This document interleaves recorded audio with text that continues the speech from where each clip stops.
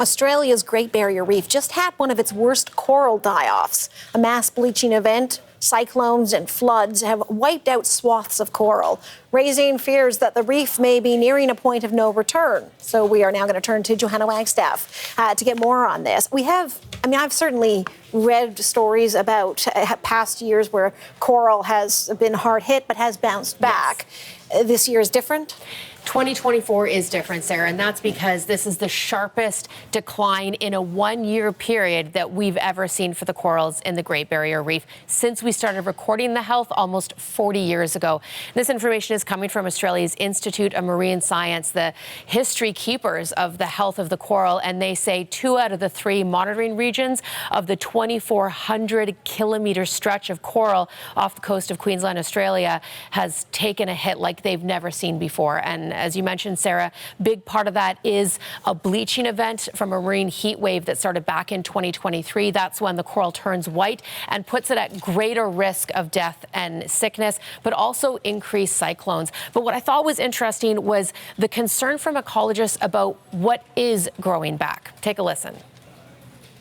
Between 2018 and 2024, there was a very rapid rise in the amount of living coral on the Great Barrier Reef. And that was because the reef had a bit of respite from really large disturbances. And so what happened was that the fast-growing corals were able to quickly cover a lot of space. Unfortunately, these fast-growing corals, while they're fast to grow and they're an important part of the reef recovery, are also very vulnerable.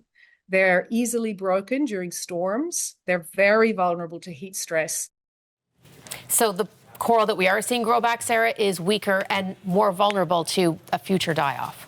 So how close are we to what I think scientists call the tipping point, like the point of no return in terms of the reef not being able to recover? This is the big question. I think when many of us think about the impacts of climate change, coral reefs is most often an emblem of the impacts of climate change. And many scientists think that global warming of 1.5 is that tipping point. Many scientists think we have hit that warming of 1.5. And what is really concerning is that we're not getting enough time between catastrophic events for the coral to return. Take a listen to a great analogy from that same ecologist. Biodiversity loss does seem inevitable. And that's showcased by this dominance of fast-growing corals. If you can imagine that after a bushfire, what grows back first and really quickly covers the earth are grasses and bushes, but then you know that we're still missing the trees until there's more time between the next bushfire. And on coral reefs, it's exactly the same. The fast-growing corals start the recovery, but we need more time for there to be the full biodiversity of corals that includes the slower-growing, more robust corals as well.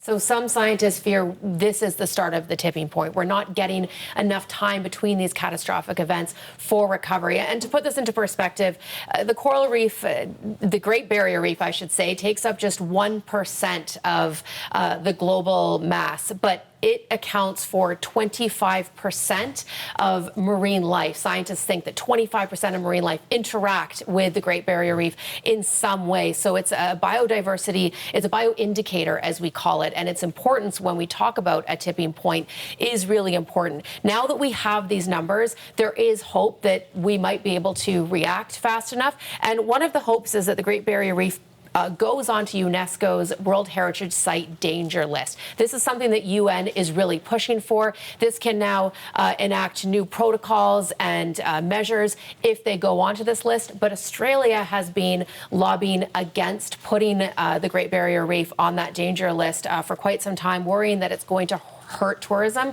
But Sarah, I think that this new report, these new numbers, is really increasing the significance of needing a red flag. Joe, thanks for that. You're welcome.